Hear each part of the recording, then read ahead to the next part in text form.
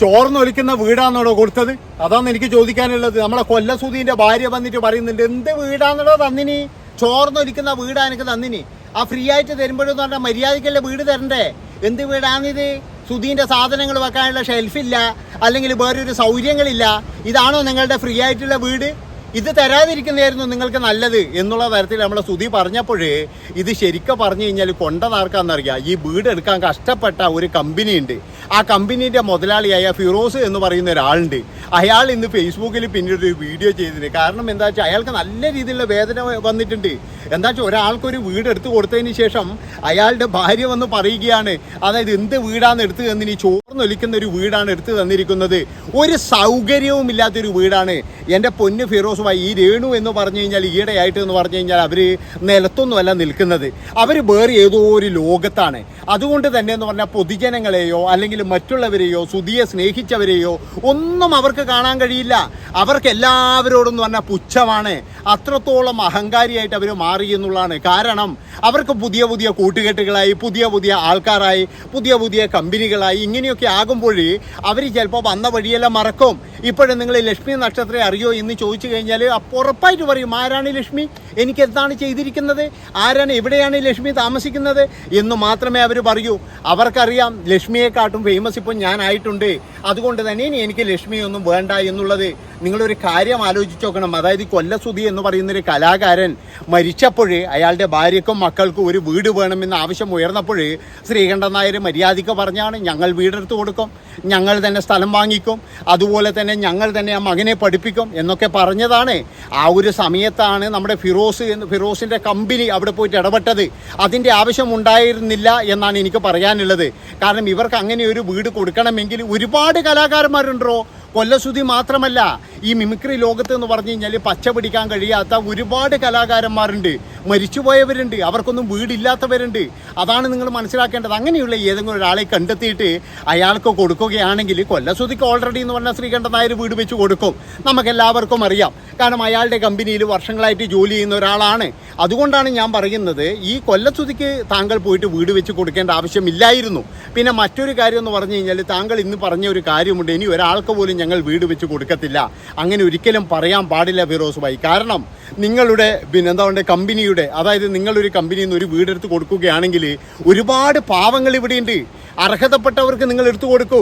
അല്ലാതെ ഇതുപോലെ അർഹതയില്ലാത്തവർക്ക്, അഹങ്കാരം കാണിച്ച് നടക്കുന്നവർക്ക് ഇങ്ങനെ കൊടുത്തിട്ട് എന്താണ് കാര്യം? ഇപ്പോഴും നിങ്ങൾക്ക് മനസ്സിലായില്ലേ?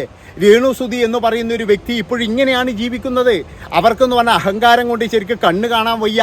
അല്ലാതെ ഇത്രയും നല്ലൊരു വീടെടുത്ത് തന്നിട്ട് അത് ചോരുന്നതാണ്. ഇനി എന്തെങ്കിലും ഒരു പ്രശ്നമുണ്ടെങ്കിൽ തന്നെ നമുക്ക് സന്തോഷിച്ച ഒരാൾ എടുത്ത് തന്നതാണ്. അതുകൊണ്ട് തന്നെ എന്ന് പറഞ്ഞാൽ അവരെ കുറ്റം പറയാൻ പാടില്ല. അതുകൊണ്ട് എന്ത് പ്രശ്നം ഉണ്ടെങ്കിലും ഞങ്ങൾ പരിഹരിക്കും എന്നല്ലേ പറയേണ്ടത്. അല്ലാതെ അവർ വന്നിട്ട് അങ്ങനെ പറഞ്ഞപ്പോഴേ ശരിക്കും ഈ കമ്പനിയെ തന്നെയല്ലേ ബാധിച്ചത്. ഈ കമ്പനിക്ക് ചിലപ്പോഴും ഇനി ഓർഡർ കൊടുക്കുന്ന ആൾ വിചാരിക്കും, അയ്യോ കൊല്ലസുധീൻ്റെ ഇത്രയും നല്ല വീട് ചോരുന്നുണ്ട് എന്നാ, ഈ സെൻട്രൽ ഹാളിലും ഋതപ്പൻ്റെ റൂമിലൊക്കെ വെള്ളം വരുന്നുണ്ട് എന്നൊക്കെ പറഞ്ഞു കഴിഞ്ഞാൽ അവർക്ക് നാളെ ഒരു ജോലി കിട്ടുമോ? അവർക്ക് എത്രമാത്രം ഓർഡറുകൾ ചിലപ്പോൾ ക്യാൻസലായി പോകും. അതാണ് മനസ്സിലാക്കേണ്ടത്. ആ ഒരു ഇതുപോലും ഇല്ലാതെ എങ്ങനെയെങ്കിലും തനിക്ക് ജയിക്കണം.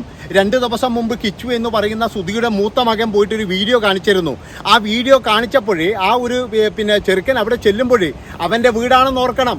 അവൻ അവിടെ ചെല്ലുന്നത് ഒരു അപരിചിതനെ പോലെയാണ്. ആരും മൈൻഡ് ചെയ്യുന്നില്ല. അവിടെയുള്ള ഒരുപാട് ആൾക്കാരുണ്ട്. അവരൊക്കെ എന്ന് പറഞ്ഞാൽ അവരവരുടെ ജോലിയിലാണ്. എന്നാൽ ആരെങ്കിലും ഒന്നാ തറ തുടക്കുകയോ ഇല്ലെങ്കിൽ ആ വീട് വൃത്തിയാക്കുകയോ ചെയ്തിട്ടില്ല. അതൊക്കെ ഇങ്ങനെ ചാട വക്കട എന്നൊക്കെ പറയില്ല, അങ്ങനെ ഇട്ടിരിക്കുകയാണ്. പിന്നെ രേണുസുധിയുടെ നല്ല എന്താ പറയേണ്ടത് ഫോട്ടോസും അതുപോലെ കിട്ടിയിരിക്കുന്ന സാധനങ്ങളൊക്കെ എന്ന് പറഞ്ഞാൽ അവിടെ സൂക്ഷിച്ചു വെച്ചിട്ടുണ്ട്. കൊല്ലസുധീൻ്റെ എടുത്തു എന്ന് ചോദിച്ചപ്പോൾ അതൊക്കെ എന്ന് പറഞ്ഞു കഴിഞ്ഞാൽ കട്ടിൻ്റെ അടിയിലേക്ക് തള്ളിയിരിക്കുന്നത്. ഇത് കണ്ടപ്പോൾ ശരിക്കും സുധിയെ സ്നേഹിക്കുന്ന ഒരുപാട് പേരുണ്ടായിരുന്നു. അവരൊക്കെ എന്ന് പറഞ്ഞാൽ നല്ല രീതിയിൽ രേണുവിനെ ഇത്രയും നാൾ സപ്പോർട്ട് ചെയ്തവർ പോലും രേണുവിന് എതിരായി എന്നുള്ളതാണ് ഈ ഒരു പ്രശ്നത്തോട് കൂടിയിട്ട്. അതായത് കൊല്ലസുധി എന്ന് പറയുന്ന ആ ഒരു കലാകാരന് വെച്ചു കൊടുത്ത വീട്, ആ വീട്ടിൽ അദ്ദേഹത്തിൻ്റെ ഒരു സ്മാരകം പോലെ അദ്ദേഹത്തിന് കിട്ടിയ ഒരു പുരസ്കാരങ്ങൾ വെക്കാൻ പോലും സ്ഥലമില്ല, അല്ലെങ്കിൽ അങ്ങനെയുള്ളൊരു ഷെൽഫ് അവരുണ്ടാക്കി തന്നിട്ടില്ല എന്ന് പരാതി പറയുന്നതിന് പകരം അതിന് തുച്ഛമായ വിലയല്ലേ വേണ്ടൂ. പക്ഷെ അതെങ്ങനെയാണ്? രേണു ഇത്രയും അഭിനയവും കാര്യങ്ങളൊക്കെ നടത്തിയെങ്കിലും രേണുവിന് എപ്പോഴും എന്ന് പറഞ്ഞു കഴിഞ്ഞാൽ ദാരിദ്ര്യം ഇങ്ങനെ പാടിക്കൊണ്ടിരിക്കണം. കുറേ നാൾ മുമ്പ് വരെ ഈ ഋതപ്പന് ഒരു ബാഗ് മേടിക്കാൻ പൈസയില്ല എന്ന് പറഞ്ഞ് കരഞ്ഞവളാണ് ഈ രേണു എന്ന് പറയുന്നത്. ഒരുപാട് പിന്നെ ഇതിലൊക്കെ അഭിനയിച്ചിട്ടുണ്ട്. അതുപോലെ തന്നെ എന്ന് പറഞ്ഞാൽ ഒരുപാട് അഭിമുഖങ്ങൾ കൊടുത്ത് നല്ല പൈസയും വാങ്ങിച്ചിട്ടുണ്ട്. അപ്പോഴാണ് പറയുന്നത് ഋതപ്പന് ബാഗ് മേടിച്ചു കൊടുക്കാൻ മാത്രം എൻ്റെ കയ്യിൽ പൈസയില്ല എന്നുള്ളത്.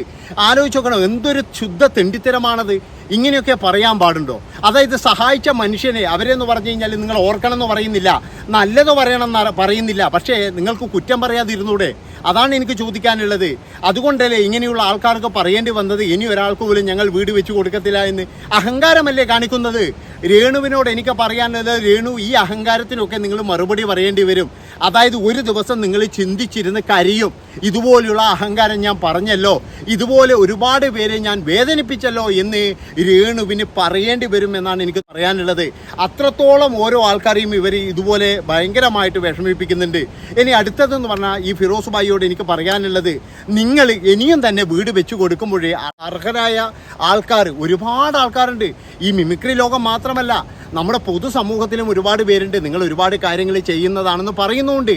എന്നാലും ഇവർക്കൊക്കെ ചെയ്യുക. ഇതുപോലെയുള്ള വലിയ വലിയ കമ്പനിയിലൊക്കെ ജോലി ചെയ്തവർക്ക് അവർ വെച്ച് കൊടുത്തോട്ടെ. ശ്രീകണ്ഠൻ നായർ വെച്ച് കൊടുത്തോട്ടെ. കുറേ നാൾ മുന്നേ എന്ന് പറഞ്ഞു കഴിഞ്ഞാൽ നമ്മുടെ പള്ളിയിലെ അച്ഛനെന്ന് പറയുന്നുണ്ട്, ഈ സ്ഥലം കൊടുത്തത് തന്നെ എനിക്ക് ഭയങ്കരമായിട്ടുള്ള വിഷമമായി എന്ന്. അതെന്താണെന്ന് വെച്ച് കഴിഞ്ഞാൽ നമുക്കെല്ലാവർക്കും അറിയാം. അച്ഛൻ വിചാരിച്ചത് എന്താ വെച്ചാൽ രേണുവിൻ്റെ വീട് അവിടെ വന്നു കഴിഞ്ഞാൽ അവിടെ എല്ലാവരും സ്ഥലം മേടിച്ച് വീട് വെക്കും എന്നായിരുന്നു.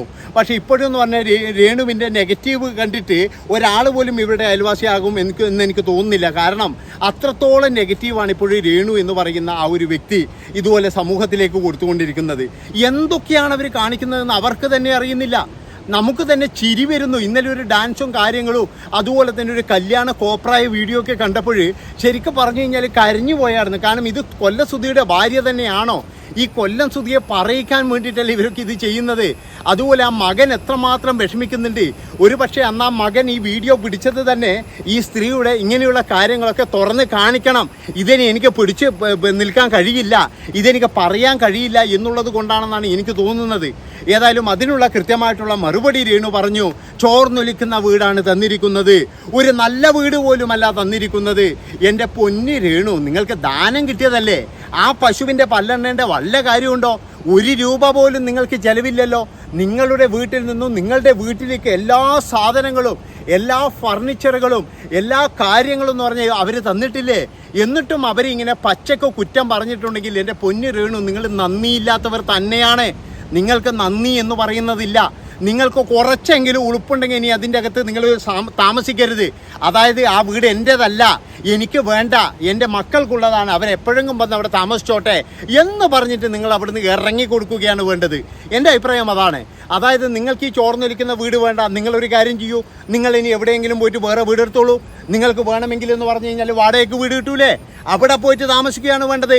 നാട്ടുകാരെടുത്ത് തന്ന വീട്ടിൽ ഇനിയും താമസിക്കാൻ വേണ്ടിയിട്ട് നിങ്ങൾക്ക് കുറച്ചെങ്കിലും ലജ്ജയില്ലേ? അതാണ് എനിക്ക് ചോദിക്കാനുള്ളത്. അപ്പോൾ ഇത്രയും പറഞ്ഞുകൊണ്ട് രോഷത്തോടു കൂടിയുള്ള വീഡിയോ ആണിത്. അതാണ് നിങ്ങൾ മനസ്സിലാക്കേണ്ടത്. നന്ദി, നമസ്കാരം.